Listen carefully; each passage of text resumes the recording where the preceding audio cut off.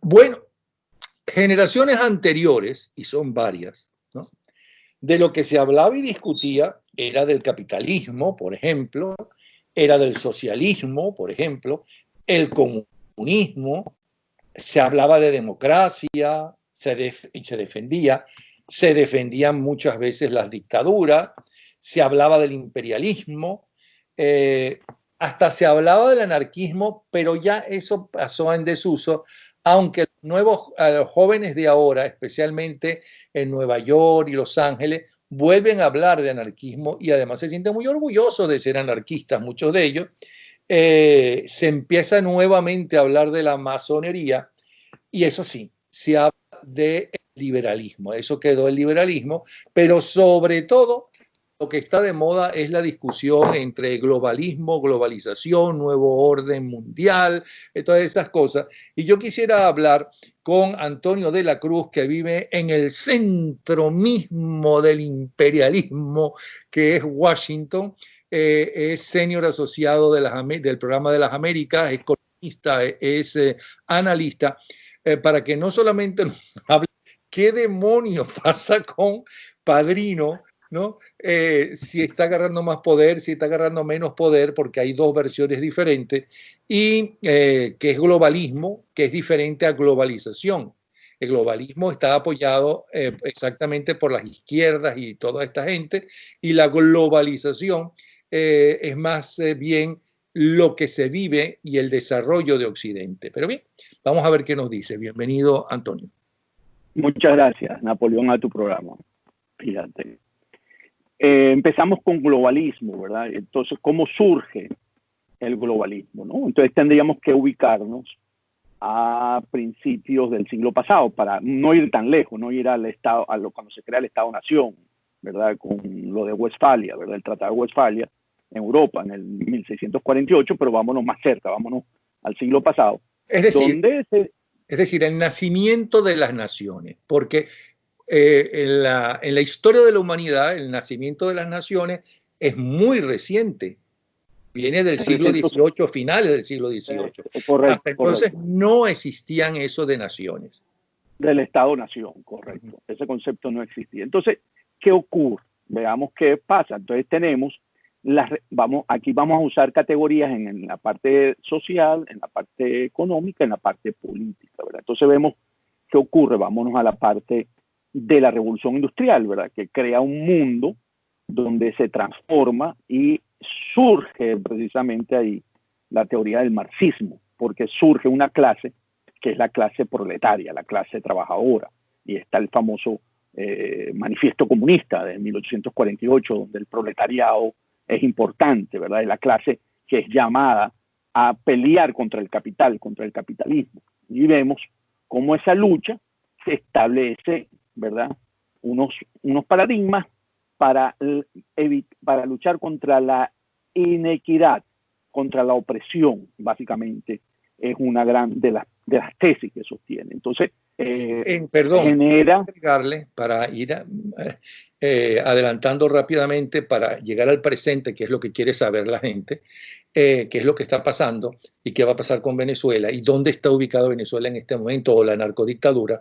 Eso se desarrolló. Marx vivió en una sociedad adelantada, donde mucho más adelantada que evidentemente la Rusia de los zares y la Rusia de los marxistas, que son todos dictaduras, ¿no? Y en una sociedad europea. Y su análisis de la crítica al capitalismo no está equivocada la mayoría de las cosas. Lo equivocado es cómo se solucionaría eso, que es un fracaso.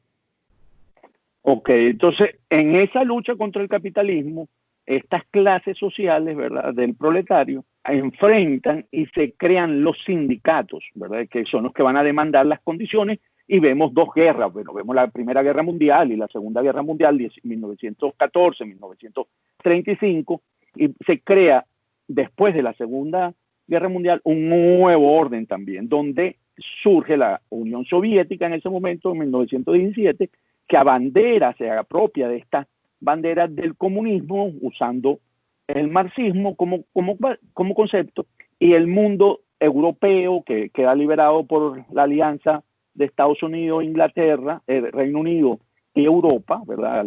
En la parte de Francia, que logran también montar las democracias de la economía liberal y las democracias. Entonces se genera una guerra fría entre el modelo soviético comunista y el modelo de la democracia liberal. Entonces, en esa lucha, ¿verdad? Vemos que llegamos muy rápido, estamos pasando muy rápido, a la caída del muro de Berlín. O sea, en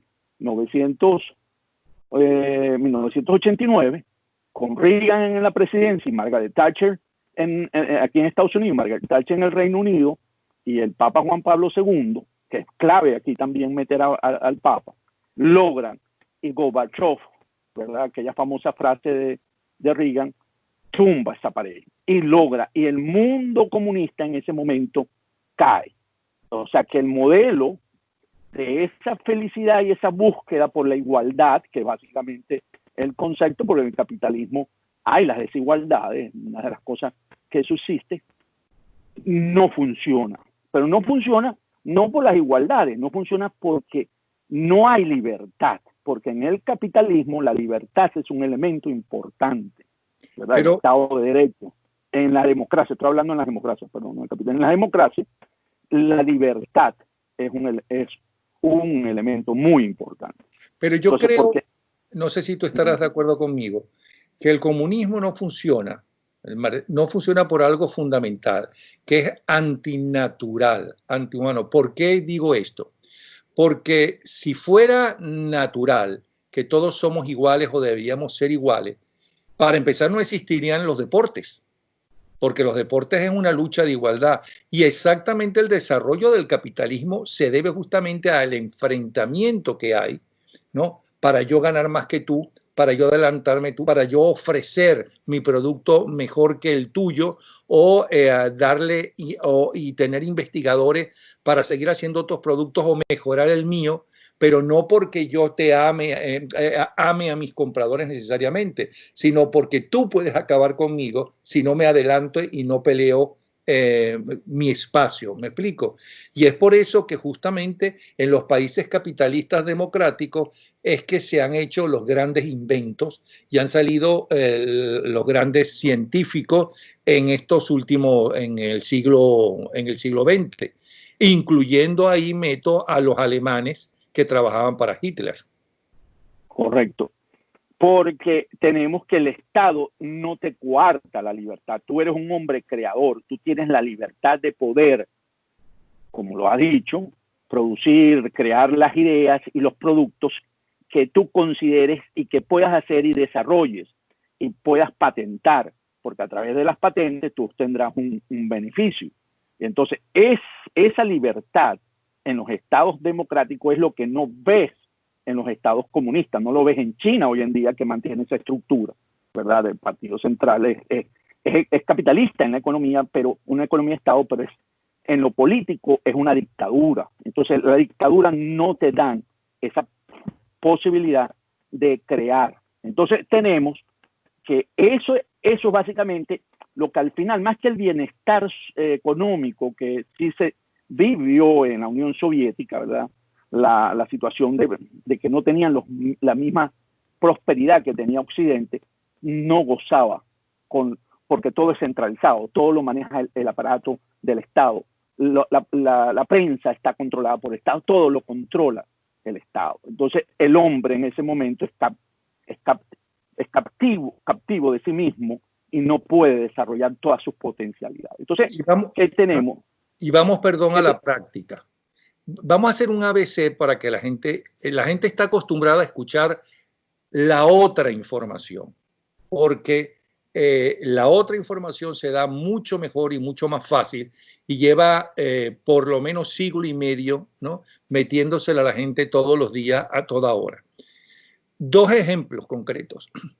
El desarrollo de cuando Berlín estaba dividido en dos, ¿no? Y cuando Alemania, después de la Segunda Guerra Mundial, se dividió en dos, el Berlín occidental, democrático, libre, ¿no? Y capitalista, se desarrolló muchísimo más que el Berlín oriental, el Berlín y la Alemania oriental comunista, hasta el punto que tuvieron que hacer la famosa muralla de Berlín, el muro de Berlín, porque la gente huía hacia Alemania occidental, la democrática, la capitalista.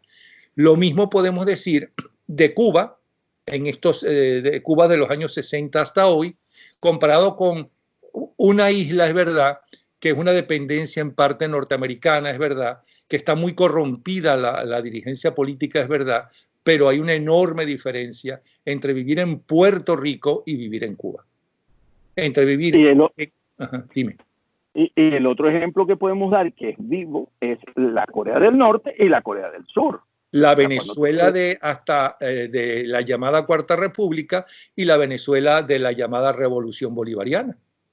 Y exacto, entonces cuando tú ves los dos polos, comparas, me vuelvo a ir otra vez a Corea, porque es que es abismal la diferencia entre una Corea desarrollada, próspera, y una del sur, que es capitalista, y una Corea, ¿verdad?, del norte, muy pobre. Entonces empezamos a ver cómo el Estado de Derecho, la libertad, te permiten desarrollar todas las potencialidades que tiene el humano, el hombre, en su contexto capitalista, que vamos ahí entonces a introducir en la parte económica la de Adam Smith, la mano invisible del mercado, que es la que va a ir regulando poco a poco el intercambio de los bienes, ¿okay? ¿Cómo se va? Entonces, en ese sentido, que es lo que tú dices, tú puedes inventar cualquier cosa que si el mercado lo recibe, ella es aceptado al comprador, entonces se desarrolla. Entonces, el mercado funciona de esa manera, de una forma eficiente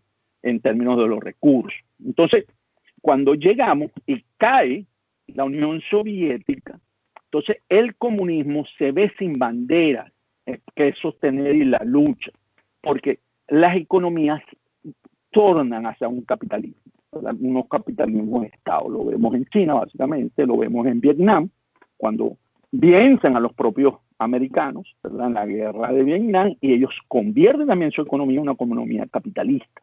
Y vemos cómo Vietnam también es un país que ha ido prosperando cada vez más, ¿verdad? Entonces, vemos cómo las economías evolucionan hacia el capitalismo y surge en ese momento cerca lo que es la revolución del Internet, ¿okay? Que lo ubicamos por ahí. Bueno, y es importante mencionar que después de la caída del muro de Berlín, Franklin Fukuyama crea aquel gran artículo que dice el fin de la historia y del hombre, que puede tener críticas, pero en la que establece que lo que va a dominar es la democracia, ¿verdad?, liberal, ¿verdad?, que es la que permite estas cosas, pero eso después se discute y después hay otro planteamiento de Huntington, que es que dice que es una lucha, va a venir una lucha entre civilizaciones, ¿verdad?, más que una lucha, que no es que la democracia liberal se impuso, sino que viene una lucha y sucede la famosa caída de las Torres Gemelas, y ahí las grandes civilizaciones, la islámica, la occidental, la china, entonces empieza a verse y vemos cómo también hay unos elementos importantes que aportan. Entonces nos movemos entonces a una economía que empieza a generar a través de la revolución de las empresas que se llamó .com, ¿verdad?, que es las empresas de Internet, una gran expansión que empieza a globalizarse, y ahí es donde el primer término que tú utilizaste, que es la globalización de los mercados y los capitales. Con la caída del muro de Berlín se globalizan las economías y los mercados. Entonces empezamos a ver cómo las empresas empiezan a mover su cadena de producción a estos países, sobre todo a China, India, y empiezan a desarrollar porque la mano de obra es más barata. Entonces, como hay un capitalismo salvaje en China, permite mover estas cadenas de suministro y se desplazan y empiezan a desarrollarse a nivel global. Y esto va generando, ¿verdad? Y ahí tenemos lo que Tom Friedman llamó, ¿verdad?, que el mundo era plano, porque empezamos todos a tener oportunidades en una aldea global, como lo dice tu gran conocido McLuhan. Entonces nos movemos allí, pero ¿qué ocurre? Que el trabajo se empieza a desplazar de un trabajo que era de fábrica a un trabajo más hacia nivel global y se empiezan a ver lo que se conoce, ¿verdad?, como la economía gig, que son aquellos que empiezan a trabajar por parte medio tiempo, que son consultores, que andan, ¿verdad?, y trabajan a destajo, que son los que trabajan en Uber, que son los que trabajan en Airbnb, y empieza a desarrollarse, y aquí nos estamos metiendo ya en los 2012, 2008, 2010, y vemos cómo eso va generando una clase que no está representada en el proletariado, en los sindicatos, ¿verdad?, que hoy se conoce como precariado, ¿verdad? Es un precariado porque ellos viven de una renta personal y que no tienen una protección social, porque cuando se desarrollan los sindicatos permiten generar, ¿verdad?, un pliego contra el patrono, condiciones sociales desde un punto de vista seguridad, ¿verdad?, el seguro social, un mejor salario, horas, ¿verdad?, de descanso, beneficio. Entonces, esos beneficios de los sindicatos y del proletariado empiezan a diluirse en esa economía, ¿verdad?, mundial, porque empiezan a tener, cada quien es su propio gestor dentro de esta economía, y aquí ha ido creciendo paulatinamente cada vez más, y sobre todo en los grandes países como Estados Unidos y Europa. Europa también, en los países europeos también ha venido surgiendo, porque hoy esa mano de obra está en India, en China, y eso, cuando entraron, ellos incorporaron alrededor de 1.000 millones de trabajadores, lo que hizo que también los salarios de ese tipo de trabajo cayeran. Entonces empezamos a ver cómo empiezan a mermar las condiciones de vida de las generaciones que están hoy entre los 25 y 35, 40 años. O sea, empiezan a tener unas oportunidades menores y se han preparado. Entonces tenemos que en ese precariato hay gente que es la migración, ¿verdad?, que también no es protegida socialmente porque no tiene un estatus legal en los países, entonces es el que hace los trabajos bajos, los que han tenido y se han graduado en universidades y que no consiguen oportunidades y tienen que emplearse manejando un vehículo para Uber o para Lyft o para cualquiera en este tipo de empresas. Y tenemos aquellos que realmente no terminan tampoco la formación educacional y también quedan allí. Hoy en día, en la fuerza laboral de Estados Unidos, que son 160 millones, se calcula que hay unos 53 millones, ¿verdad?, de trabajadores asociados a esta tipo de actividad. Entonces, ¿qué ocurre? Esto genera malestares, porque después que vimos la crisis de la caída del muro de Berlín, ¿verdad?, vemos que en el mundo capitalista, en el 2008, hay una gran crisis, que es la crisis financiera.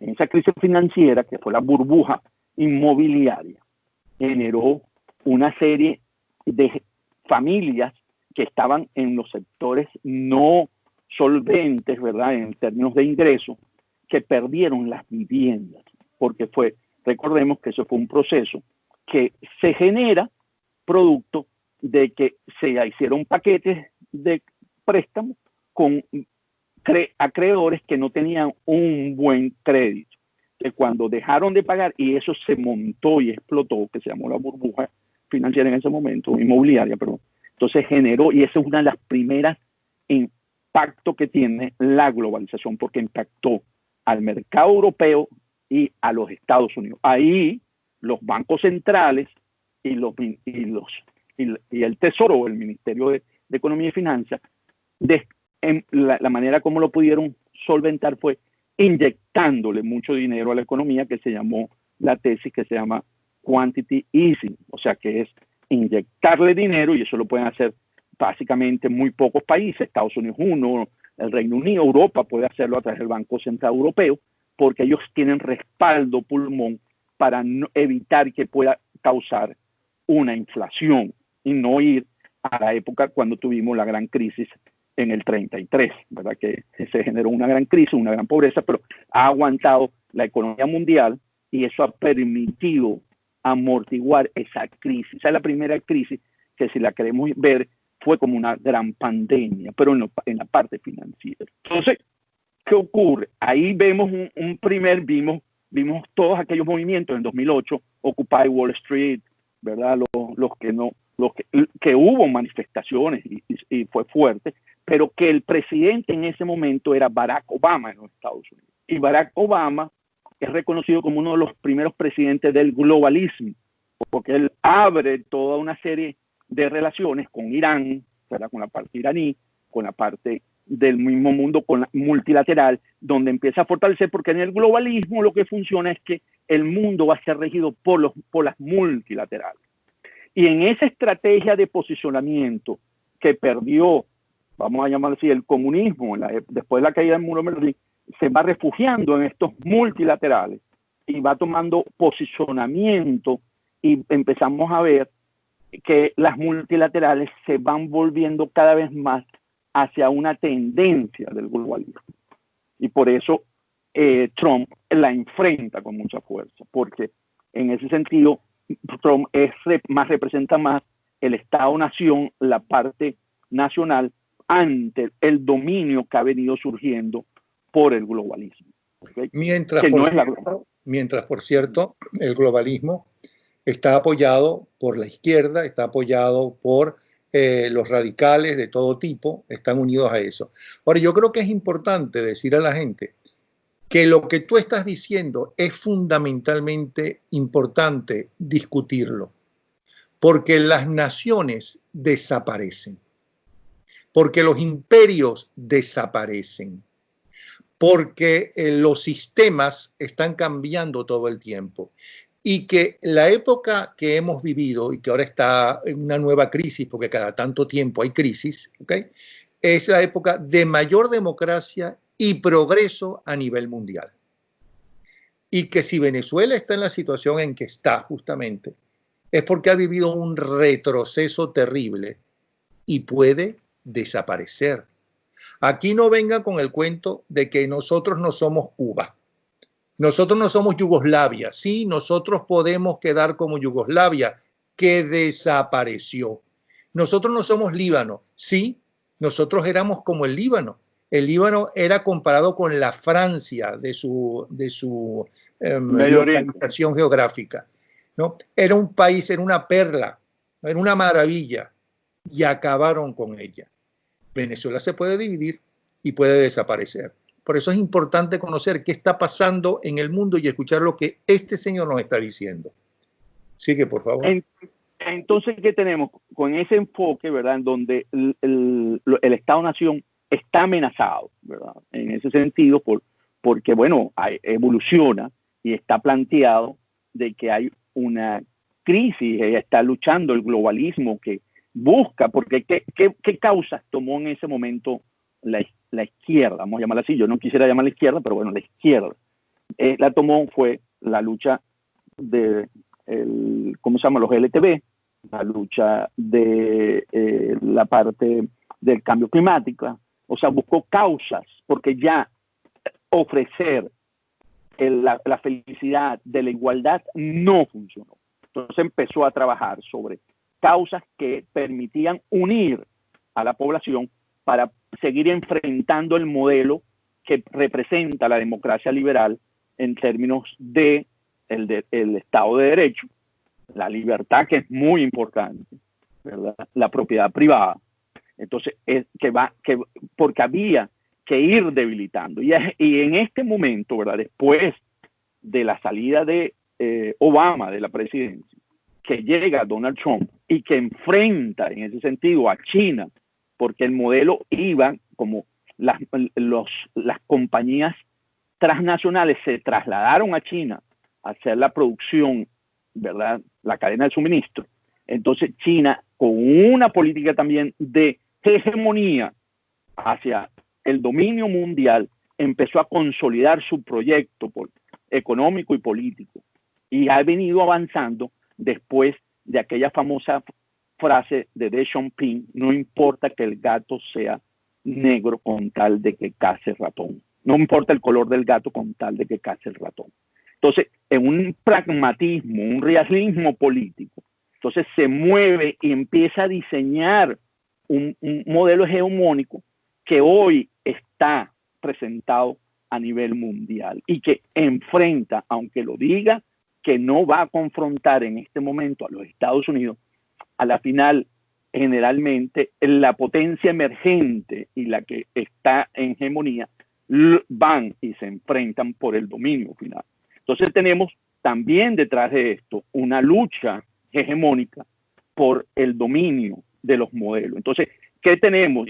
Y por eso China sale a vender que su modelo político es mejor que el modelo democrático para controlar la pandemia del COVID-19, porque es el control social. Cuando vemos en estos países, no hay libertad como individual, sino que es el control social de la población, ¿verdad? Porque a través del control social yo puedo mantenerme en el poder, mientras que en las democracias liberales hay la discusión y hay la alternancia de los poderes y hay el balance que se llama de los poderes públicos.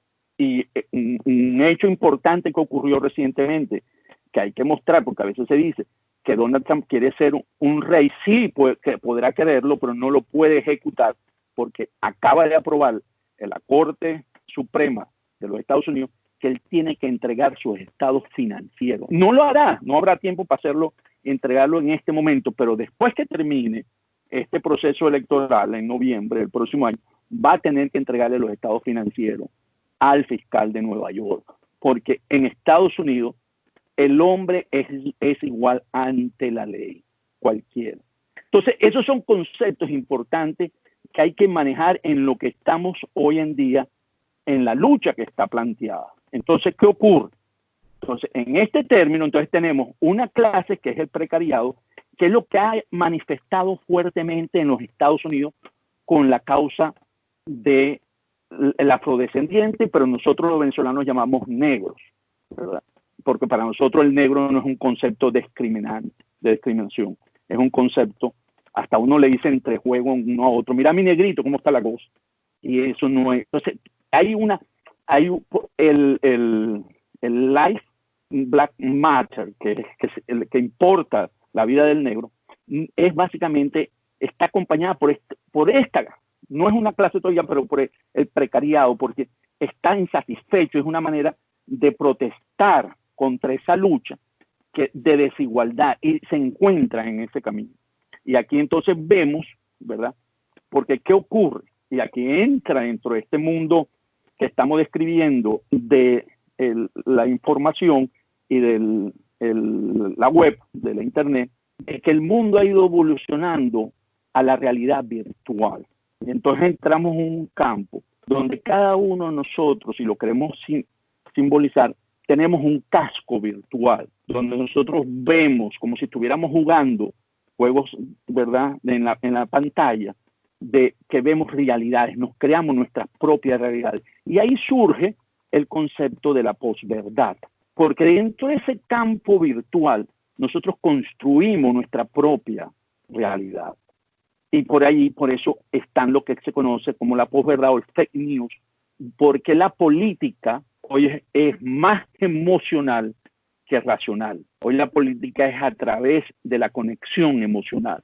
O bien sea porque tengo empatía con ese líder o ese dirigente, o porque tengo miedo hacia lo que él me dice que va a ocurrir. Entonces esas dos emociones me mueven hacia dónde desplazar. Entonces, en ese sentido, los dos usan las redes sociales, porque esa realidad virtual se canaliza a través de las redes sociales.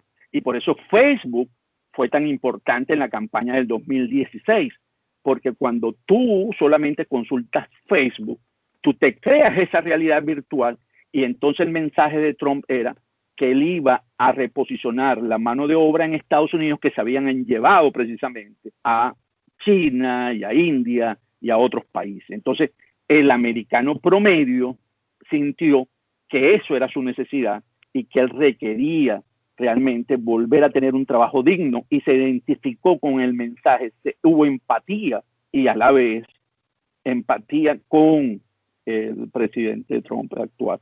Y miedo le crea cuando le dice que los inmigrantes son los que le quitan el trabajo. Entonces usó el miedo como una estrategia y la empatía del regreso de las fuentes de trabajo. Entonces, hoy, en el caso de Donald Trump, que es el que es atacado, ¿verdad?, por todo este movimiento globalista, es que él se quiere convertir y va a destruir.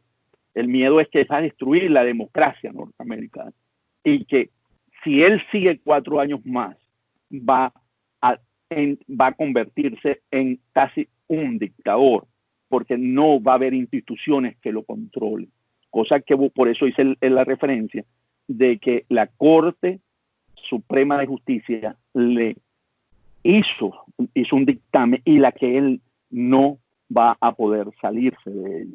Entonces, tenemos en este momento que tomar eso también en cuenta, porque en Venezuela se utiliza la comunicación constante para generar un sentimiento de rechazo hacia lo que es la prosperidad y hacer creer que el grupo propuesto de la democracia, los factores democráticos, van a seguir destruyendo y no les van a permitir lo que ha ganado con las dádivas que entregó o los programas sociales, español no es malagable, disculpa, no voy a rectificar ese concepto, el programas sociales otorgados por Chávez. Entonces, en esa lucha, ¿verdad?, que siempre existe, porque además hoy, como es emocional, estás contra mí o contra mí, entonces, y lo vemos aquí en Estados Unidos, aquí la votación no es por un proyecto político, es por un proyecto contra Trump, un voto contra Trump, ¿verdad? No es un voto contra un proyecto. Cuando uno ve las encuestas, es muy pequeño para el proyecto político que representa Biden. O sea, si vemos la última que vi, creo que era 60 contra Trump, por Trump, y 30 por Biden, por lo que él representa. Entonces, eso también funciona, porque entonces entramos en las narrativas que se construyen, porque entonces introducimos el concepto de guerras asimétricas, porque la guerra asimétrica que plantea básicamente utilizar las narrativas como el mecanismo para poder construir tu fortaleza frente al que tiene más poder que uno. Entonces, vemos cómo van construyendo narrativas para ir construyendo mayoría y empezamos a ver todo ese proceso en la propia América Latina, cuando lo vimos hace unos meses, lo que ocurrió en Chile, ¿verdad?, que siendo un país el más próspero en ese momento de América Latina, se le creó un concepto de que había una desigualdad social y que por lo tanto había que atacarla en ese momento y destruirla. Entonces, y ahí ocurrió, ¿verdad?, cómo se mueven y cómo se conectan a través de las redes sociales todo esto, estas clases, estos grupos que podrían estar dentro de una esfera, y ahí podríamos entrar un poquito en América Latina con el grupo, el Foro de Sao Paulo, ¿verdad?, y todo lo que significa para poder desestabilizar estos gobiernos que son prósperos y que fueron marcando un ascenso, porque si bien es cierto, existe una desigualdad social, porque el capitalismo genera una desigualdad. Una de las críticas del capitalismo es precisamente la desigualdad entre clases sociales, pero que puede ser trabajado y construido, porque también permite dentro del capitalismo las instituciones, es precisamente poder buscar mecanismos de resolver esos conflictos. Entonces, aquí se utilizó, ¿verdad?, la violencia, al igual que en Colombia, en Ecuador, ¿verdad?, se utilizó muy fuerte el concepto de la violencia para poder desgastar, porque como se aferran a la lucha de los derechos humanos, si el Estado reprime en ese momento, entonces es causal para ser, ¿verdad?, acusado de violación de lesa humanidad por los derechos humanos. Entonces, por eso puse la guerra asimétrica, porque son los argumentos que se van a utilizar, que son del propio Estado, para luchar contra él. Entonces, te amarra, te pone una camisa de fuerza, generan la violencia, el Estado no reacciona, no responde, precisamente por cuidar la parte de los derechos humanos. Y recordemos que Sebastián Piñera prohibió utilizar la fuerza contra los manifestantes y entonces deja de hacer una de las funciones del Estado, que es proteger la propiedad privada, porque en ese momento se violentó la propiedad privada. Y aquí en Estados Unidos, al principio usaron la violencia, ¿verdad? Y pudimos ver eso, pero en un momento determinado el Partido Demócrata se dio cuenta de que le podía generar un rechazo de la población, porque al meterte con la propiedad privada, todavía aquí la cultura democrática liberal del capitalismo es muy importante la propiedad privada. Entonces pararon y entonces se fueron a la protesta no violenta que se utilizó, si recordamos, en todas las revoluciones de color y lo que se utilizó en la primavera árabe, que fueron las protestas para poder generar una masa crítica que permitiera generar una fortaleza de tal manera que cayera y que la fuerza en este momento, en la primavera árabe, permitió que los ejércitos se plegaran a los manifestantes y pidieran la renuncia de cada uno de estos dictadores que estaban en los países árabes y en la de colores, de alguna manera, fue de esa misma manera. Entonces, en Estados Unidos hoy se utiliza esa estrategia y ahí se conecta precisamente con los de izquierda que tú mencionaste, los que financian, y se conecta con George Soros, ¿verdad?, de Open Society, que financia estos movimientos a nivel mundial. Y por eso Donald Trump señala a George Soros como uno de los factores que ha financiado la lucha que se conoce aquí Antifa, ¿verdad?, que es un grupo que busca destruir el Estado, aunque se digan que son antifascistas, pero es la destrucción del Estado. Y aquí estamos viendo ya a que aquí en Estados Unidos el anarquismo toma fuerza, porque es la lucha contra las formas de autoridad del Estado. Y uno de esos insignes de eso es precisamente el profesor, el que nombró Chávez en ¿cómo se llama? En la ONU, ¿verdad? Que es uno de los profesores que también alienta la parte anarquista, porque el movimiento anarquista en Estados Unidos... Gramsci, dices tú. No, cuando él fue que dijo, en este lugar pasó el diablo, ¿te acuerdas? Que huele a azufre. Y él recomendó un libro en ese momento, ¿verdad? Y ese es autor, ¿verdad? Chomsky, creo que. Norman Chomsky. Sí. Él es uno de los líderes del anarquismo en Estados Unidos. Bueno, como figura pensante, ¿no? Y del neocomunismo, como se llama ahora, eran los líderes están metidos los líderes del maillot francés. Pero yo quisiera aclarar una cosa. Primero, en Estados Unidos ha sido y es legal manifestar, como en cualquier país democrático. Donde no es posible manifestar, y si no, pregúntenselo a los chinos, a los rusos y ahora a los habitantes de Hong Kong, ¿no? Pregúntenselo a los de Corea del Norte, pregúntenselo a los venezolanos que viven en Venezuela, donde no es posible manifestar sin que te metan preso o te maten, o te metan preso y te torturen, es en los países, en las dictaduras, por cierto, de todo tipo, aunque las dictaduras de izquierda son peores que las de derecha, ¿ok? En la práctica, aunque hay dictaduras de derecha que han durado muchísimas décadas y han matado mucha gente. Pero bueno, eso es lo primero que quería decir, no sé si estará de acuerdo. Lo segundo que quería decir, que sí, los negros tienen derecho a protestar y la gente tiene derecho a protestar porque lo que pasó en Estados Unidos con este policía y sus dos cómplices fue un asesinato. Ahora, eso es una cosa y otra cosa es que un partido, sea cual sea, utilice esto porque estamos en año electoral para engrandecer y aupar esas cosas.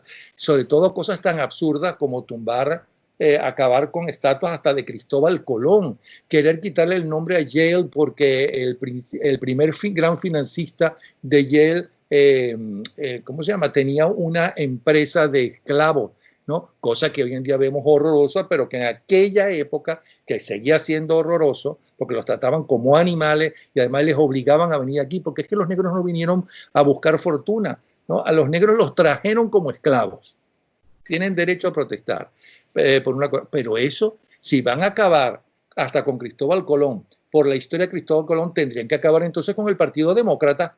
Tienen que acabar con el Partido Demócrata porque el Partido Demócrata apoyó todos sus diputados, ¿no? La guerra de secesión y apoyó la esclavitud enfrentados a Lincoln. Tienen que acabar con él, ¿o no? De acuerdo, yo creo que el derecho a manifestar está contemplado en las democracias liberales porque precisamente es en la defensa de la libertad de cada uno a decir y a disentir del otro. Mientras que en el autoritarismo, en las dictaduras, eso no es permitido. Y por eso vemos que el modelo que sostiene, ¿verdad? Todos estos modelos, China, ¿verdad? En la misma Rusia cuesta hoy protestar, ¿verdad? Porque es reprimido en Venezuela, en Cuba, ¿verdad? En Nicaragua. Son estados que no permiten, porque la libertad es cercenada, que es el elemento que, como tú sostuviste al principio, es de condición del humano, no solamente de competir, sino también de ser libre. Entonces, el actuar sobre esa situación, y eso es lo que tenemos que estar viendo, y hoy los negros tienen derecho a protestar por los derechos que no consideran que no tienen y que deben tener, porque fíjate, yo no sé si tú has tenido esta experiencia, cuando uno habla con africanos que han venido a trabajar aquí, tiene una aproximación distinta hacia la vida. El que ha descendido de esclavo tiene un dolor y un resentimiento. Claro. Pero el que es negro igual que ellos, que ha venido a este país a buscar y que no tiene ese resentimiento, cuando uno los conversa con ellos son distintos, no tienen ese resentimiento. Sí, pero aunque la gente piense y sienta exactamente lo contrario, el poder de la disensión, el poder de todas esas manifestaciones, el poder de este caos que muchas veces vivimos en algunas ciudades, ¿no? Ese poder es el gran poder de la democracia. El capitalismo no va a caer por estas manifestaciones que no son las primeras. Recuerden las de la guerra de Vietnam, que era la lucha de los afroamericanos, que en ese momento se podían llamar todavía negros y no lo consideraban no solamente un insulto aquí, sino que había un lema, Black is beautiful, el negro es hermoso. ¿Okay? Y el Black Power, ¿te acuerdas del Black Power? Sí, el Black Power y demás. Eso es el poder en contra de las dictaduras. Y quien fracasó no ha sido el capitalismo, que tiene muchos defectos, como todo lo humano, sino ha sido el comunismo, el marxismo. Fracasó, se acabó, la Unión Soviética se vino abajo, China se tuvo que volver en su producción como productor capitalista, eso se acabó. Pero hay una cosa que es interesante, que tú has mencionado y que yo creo que estamos de acuerdo. Hasta hace poco, en el siglo XX, se consideraba como cuarto poder la información. Yo siento que pasó del cuarto poder a primer poder la información, ¿no? Y a través de la información, de las Twitter, de Facebook, de esas cosas, es que se está informando y desinformando a la gente, que el poder de la información es fundamental. Sí, porque antes teníamos los medios, o sea, pasamos de la cultura de las ideas, que eran los medios que todos conocíamos, el periódico que leíamos, las noticias que veíamos, a la cultura de la imagen, de lo que te llega. Entonces todo hoy se mueve y eso no es tan permanente, es más, te conecta emocionalmente. También el contenido de una información te conecta emocionalmente, pero tiene razonamiento atrás. Lo otro es que me toca, que me llega y me mueve frustraciones, me mueve pasiones. Entonces, por eso es tan importante y se ha convertido en el primer poder y por eso lo manejan, por eso lo controlan y ahí hay una gran acción por parte de los grandes dueños de medios de comunicación y de las redes sociales, Google, ¿verdad? Twitter, Facebook, todos tienen un gran, porque no son considerados en Estados Unidos como un medio de comunicación social y por eso no hacen no te controla, no te objeta la información, porque al no ser un medio, tú no puedes editar la información que hay, sino porque tú tienes el derecho de bloquearme a mí en una red social si tú no estás de acuerdo con lo que yo digo, mientras que en los medios de comunicación existía la censura. Y ahí básicamente los estados autoritarios manejan todavía el concepto de la censura, y por eso es más difícil, porque y permite que el Internet, controlan el Internet, que es en China tú tienes el propio Internet de China, el propio WhatsApp de China. Cada ellos han construido porque ellos controlan el Internet, porque es el control de la información, para que no se produzca. Y hoy, como tú lo señalaste inicialmente, Hong Kong es la mejor expresión de lo que China quiere ser y quiere hacer en el mundo. Bueno, yo quiero aclarar que el comentario sobre el Partido Demócrata, que fue el que apoyó abiertamente, ¿cómo se llama? La esclavitud, ¿no? Y lo de Yale, fue una conversación que tuve hace pocas horas atrás con Miguel Rodríguez, que estaba indignado porque le quieren quitar el nombre a nada menos que a Yale, que es donde él se graduó y está sumamente orgulloso, una de las universidades donde él estudió. Pero vamos ahora a conocer exactamente, porque creo que la información, que el primer poder es el de la información hoy en día. Yo practico estas conversaciones con gente con analistas, gente serias como tú, que tienen diferentes posiciones, para que la gente, respetando a la gente que nos está escuchando, que tome él su decisión, que crean o no, o sean convencidos o no, o coincidan o no con tu punto de vista, y los que no están con tu punto de vista, por lo menos lo discutan, a ver si tú tienes la razón o no la tienes, tratando a la gente como adultos mayores, no tratando de adoctrinarlas. Estábamos hablando hace 3 o 4 días de los cambios en la jerarquía militar y los ascensos en Venezuela. Y estábamos hablando concretamente también de Padrino, porque hay toda una teoría de que Padrino está metido en un gobierno de transición, para lo cual necesitaría ser vicepresidente, eliminar de allí a la Delcy y de la Asamblea Nacional al Diosdado Cabello. Entonces, en estos ascensos y lo que acaba de suceder, que ya es un hecho, ¿qué piensas de Padrino y qué piensas de esa teoría que estuvimos discutiendo la semana pasada? ¿Cómo veo? Fíjate, hay varias cosas.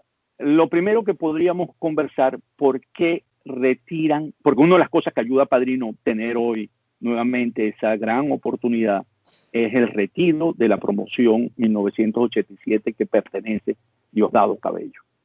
Ese es una gran ayuda, ¿verdad?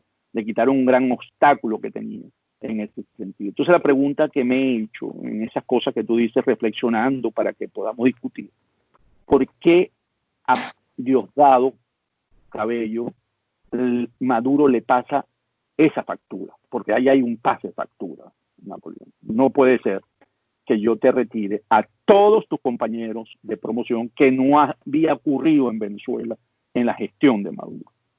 Entonces, aquí yo tengo dos hipótesis, básicamente. La primera, que es que Maduro le cobra la operación Gedeón. O sea, la operación Gedeón, si nosotros la vemos desde el punto de vista cómo la manejó Padrino y cómo la manejó Diosdado. Diosdado la manejó como casi un jefe de Estado. Él expuso todas las pruebas, él se involucró, él participó, él fue para... Y le quitó el rol que le correspondía a... ¿cómo se llama? A Maduro. Entonces, y recordemos, eso lo hablamos creo que tú y yo, que lo llegaron de alguna manera muy sutil a vincularlo, porque su testaferro, Franklin Durán, aunque salió aclarando hoy que no estaba en el Washington Post, que él no sabía, gordió a Colombia en su avión. Entonces, ahí lo pusieron, recordemos, lo pusieron preso cuando fue a Caracas.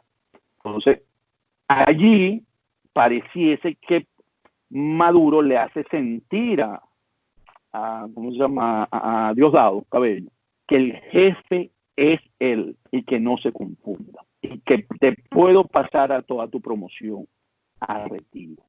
La otra hipótesis de menos peso, mucho menos peso, esta es la que yo tengo como más válida, es que yo he pensado que Diosdado es uno de los que estuvo, no él, pero sí su gente cercana, muy involucrado en la aprehensión de Alex Saab en Cabo Verde. O sea, de alguna manera, Diosdado tuvo que haber, no él, el grupo alrededor de él, porque sacar a Alex Saab es básicamente, es un jaque no es mate, pero es casi mate a Maduro. Entonces, parecía, y ahí tuvo que haber habido, ¿verdad?, una filtración desde Venezuela hacia los organismos, ¿verdad?, de las agencias de Estados Unidos. Entonces, definitivamente, ahí hay un pase de factura con Diosdado. Cualquiera de las hipótesis que podamos sostener. Entonces, ¿qué pasa? Al tú desplazar a Diosdado de esa posición, si bien es cierto, es el presidente de la Asamblea Nacional Constituyente, pues sabemos que es una Asamblea Nacional Constituyente que no ha producido la Constitución, que fue para lo que se creó. Eso se creó para hacer un supraaparato sobre la Asamblea Nacional. Y, por lo tanto, tiene forma, pero no mucho fondo. Entonces, yo ese rol de presidente de la Asamblea Nacional Constituyente siempre lo he visto más como que, bueno, tienes el cargo, pero no es al quien él le tiene miedo que pueda sustituirlo, porque a la final él domina el poder. Estamos hablando de Maduro. Entonces, ¿qué pasa con Padrino? Padrino logra reconciliarse y logra restituir su liderazgo, ¿verdad?, dentro de las Fuerzas Armadas. Porque, bueno, es la referencia, es el hombre que ven los compañeros de él de fuerza a Maduro, pues Maduro no tiene liderazgo, como es conocido dentro de las Fuerzas Armadas. Entonces es Padrino. Y Padrino tiene el apoyo, como siempre lo hemos dicho, de Cuba y de Rusia. Y aquí ellos juegan, ¿verdad? Y tuve una información la semana pasada de que sí, tú lo habías señalado en algunas conversaciones, de que sí fue candidateado para ser vicepresidente, pero que el escándalo que montaron Delcy y el hermano, Jorge Rodríguez, fue de tal manera que prefirieron pasar por ahora esa situación. O sea que sí se pensó, Maduro sí pensó mover a Padrino hacia la vicepresidencia. Nosotros sabemos, y tú lo sabes, que el nombramiento del vicepresidente ejecutivo es una orden ejecutiva. Eso no tiene que ir a nada, es una decisión que toma y eso se puede hacer en cualquier momento. Eso no es algo que exige mucho tiempo. Entonces, eso está ahí. Entonces, ¿qué pasa? ¿Cuáles son lo que veo en Padrino? Padrino tiene el apoyo de la fuerza, en ese sentido es considerado su líder, pero no tiene el apoyo dentro del PSUV de las bases chavistas. Entonces, los discursos de Padrino del 5 de julio y del 7 son básicamente discursos hacia ese sector. Es el discurso hacia el PSUV, es el discurso hacia el chavismo, es el discurso político. Hoy el discurso de Padrino es un discurso político, más que un discurso a lo militar, porque él necesita posicionarse en esos sectores para poder ir construyendo, volvemos como lo decíamos anteriormente, la narrativa de que es de la misma visión del partido, porque en el partido él tiene resistencia. No, el Partido Socialista Unido de Venezuela no es visto como el sustituto de Maduro. Entonces, sí, pero ¿por qué razón le pasa factura Maduro a Diosdado Cabello y no le ha pasado factura previa a Padrino, si es verdad que Padrino estaba involucrado en el alzamiento de la Carlota? Porque si le pasa factura a Padrino, el de la Carlota, ¿verdad? Vamos a suponer que sí estuvo, y lo dijo Abrams y lo dijo Bolton, ¿verdad? También estuvo el jefe de su casa militar, también estuvo el presidente del Tribunal Supremo de Justicia. Entonces, ¿con quién se queda? Porque si se lleva a Padrino, tiene que llevar a los otros dos también, los que estuvieron en las reuniones o conversando con los gringos. Entonces aquí es una jugada, y además recordemos que Padrino tiene la buena pro de Rusia. ¿Okay? Entonces, y de Cuba. Cuba tiene la bendición también de Cuba. Entonces, Cuba pudo haber mediado, decir, bueno, estuvimos nosotros, estábamos en la jugada, y pudo haber cosas conversadas y que no es tan grave, porque en el otro caso, el de Diosdado le roba el mandado, le roba el rol, y él es el que asume, ¿verdad?, que la operación Odejón afecta. Entonces, Maduro quedó muy débil en ese momento como jefe de Estado, como uso de facto. O sea, y en ese sentido hay una lucha interna, porque Diosdado sí tiene fuerza dentro del PSUV. Entonces, si él logra también construir, y por eso le saca a su generación completa, él se convierte en un gran riesgo para ¿cómo se llama?, para Maduro. Y recordemos, y aquí hay un elemento que tú debes recordar, que Diosdado no es pro-cubano. Diosdado fue a Cuba cuando Chávez muere. Antes no había ido nunca a Cuba. Entonces aquí hay un elemento también adicional, que si Diosdado se convierte en una figura muy fuerte, los cubanos no tienen garantizado esa relación que tienen con Venezuela, que Padrino sí se las puede garantizar. Ok, pero conversando con Sebastiana Barraez, ella siente que todos estos movimientos, lo que ha pasado no solamente en estos últimos días, sino en estos últimos meses, se ha reforzado la figura de Tarek El Alzami, y eliminar inclusive la palabra socialismo, ¿no?, del grito de guerra de los militares que acaba de ser eliminado. Todo eso hace pensar, o podría hacer pensar, que el poder va a pasar de Cuba, o la influencia de Cuba, al grupo musulmán. Es decir, que podríamos estar todavía peor si es verdad que esto se produce. ¿Qué piensas tú de eso? Yo pienso que Tarek El Alzami ha asumido un liderazgo, es importante. Él ha ganado espacio dentro del poder, dentro de lo que tenía con Maduro, porque la alianza con el Estado Islámico, ¿verdad?, iraní, le ha permitido resolver algunas crisis que hay en Venezuela, ¿verdad? Entonces eso a él en ese proyecto ha ido avanzando. Sin embargo, esa es una relación tóxica en el hemisferio occidental. O sea, el pensar que Tarek El Alzami logre consolidar esa posición y que Venezuela sea un bastión, una cabeza de playa de los iraníes, sea el próximo presidente demócrata o republicano, es una raya roja muy fuerte, porque es difícil tener en el continente una cabeza playa iraní, y más tan cerca de Venezuela, de Estados Unidos. Entonces, yo creo que sí, eso es cierto que ha ganado un espacio político, pero no creo que sea para lo que viene, porque aquí el elemento que voy a introducir es que si Al-Assad viene para Estados Unidos, y todo indica que va a venir, sostener a Maduro en la posición actual va a ser difícil, y va a tener que buscarse cómo salir de Maduro. Y es precisamente por eso yo veo ahí a Padrino López. Porque Pero Padrino López... espérate. Eso también hace pensar a Maduro que primero se llega a un acuerdo con Cuba, con Rusia y con China, que como república socialista que somos, a una república islámica que aparentemente mucha gente piensa quieren que seamos. Es decir, los musulmanes no van a soltar a Venezuela si ocupan el puesto de Cuba, de Rusia y de China. Y no tiene el pulmón financiero para poder mantener ese país. Por mucho que quieran, no hay pulmón financiero. El pulmón financiero hoy lo tiene para mantener ese país, pues ni siquiera lo tienen los rusos. Es China. China sí tiene para poderle meter 5.000 millones al país, como lo hizo con Chávez, que le dio préstamo contra crudo de 20.000 millones de dólares. Entonces, el único que tiene un pulmón para poderlo hacer, porque Irán no lo tiene, es una economía que está quebrada. Rusia tiene muchas dificultades para poder sostenerse. De hecho, cobró sus préstamos, nunca los condenó como como podría haberlo hecho en algunos casos en estas condiciones que está en Venezuela. Todos los cobró y no hay cómo sostener. Si Cuba menos, Cuba vive. Pero perdona, Entonces, pero ya China, Rusia y Cuba se lavaron las manos frente a Alex Saab.